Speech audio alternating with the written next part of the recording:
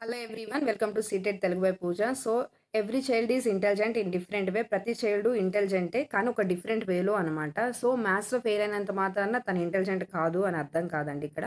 So ఇక్కడ మనకి Howard Gardner 8 types of intelligence ఇచ్చారు. సో ఇంటెలిజెన్స్ అంటే ఒకటే కాదు 8 టైప్స్ ఉన్నాయని చెప్పారు. సో వాటిలో ఫస్ట్ వన్ వచ్చేసి లింగ్విస్టిక్ ఇంటెలిజెంట్ అంటే లాంగ్వేజ్‌కి, రైటింగ్‌కి సంబంధించిన ఇంటెలిజెన్స్. సెకండ్ వన్ వచ్చేసి మనకి లాజికల్ ఇంటెలిజెన్స్ అంటే మ్యాథ్స్‌కి, రీజనింగ్‌కి సంబంధించిన intelligence.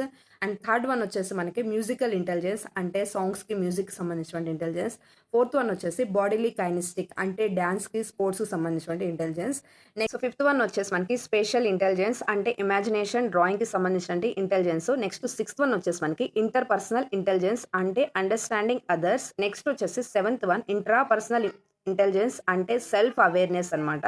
And last one eighth one వచ్చేసి మనకి న్యాచురలిస్టిక్ ఇంటెలిజెన్స్ అంటే love for the nature.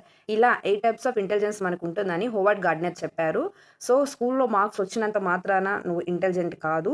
So intelligence వేరు, టాలెంట్ వేరు. ఈ పైన 8 టైప్ ఆఫ్ ఇంటెలిజెన్స్‌లో మీకు ఏ టైప్ ఆఫ్ ఇంటెలిజెన్స్ ఉందో కింద కామెంట్ సెక్షన్‌లో కామెంట్